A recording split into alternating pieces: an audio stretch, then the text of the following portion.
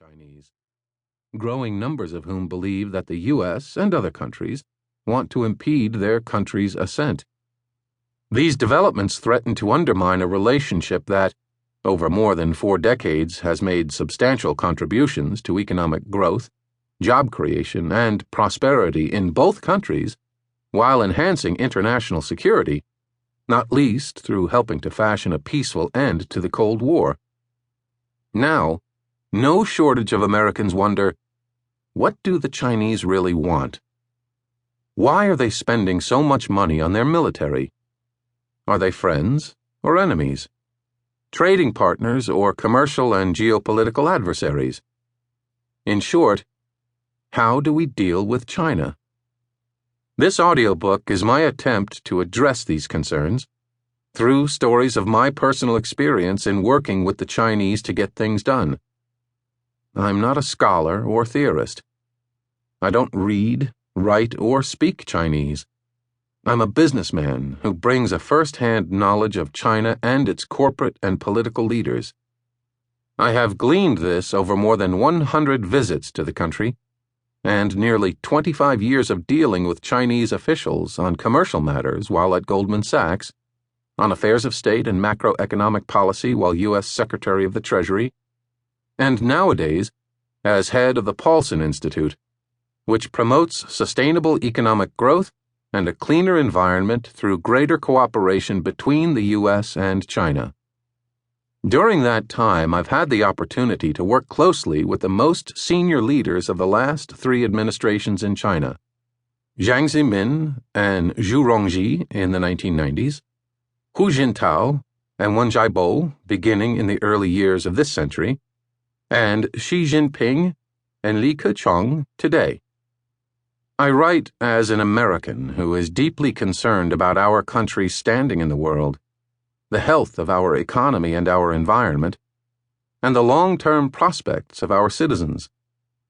I take the view that all of these will benefit from active engagement with China, that clear-eyed, constructive cooperation is the best way to advance our national interest. The Chinese are formidable competitors, but we should not fear competition or shrink from it. I've held this conviction for a long time. Within weeks of being sworn in as Treasury Secretary, I traveled to China to lay the groundwork for a new approach to our most important bilateral relationship. Growth and economic reform were China's dominant concerns, and I believed we could leverage our newly conceived strategic economic dialogue to more effectively manage many other pressing matters as well. China's rise has spawned a misconception that haunts the way some in both countries view our relationship, namely that the China model represents a better form of capitalism that is triumphing even as the U.S. fades into decline. In fact, China's leaders know only too well their country's vulnerabilities. Market reforms first began under Deng Xiaoping in 1978, but expanding their reach and impact is more important than ever to the leadership. For all of its success, China has a long way to go. More than 100 million of its people remain mired in poverty. Its per capita GDP ranks 80th in the world. That's just 1 place ahead of Iraq, and roughly 1/8 our level.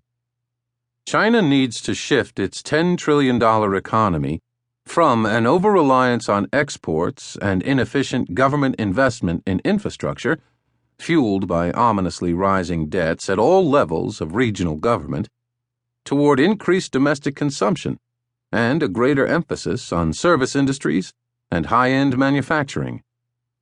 That's an enormous task, complicated by the fact that much of the economy remains under the thumb of central planners, even after years of reform.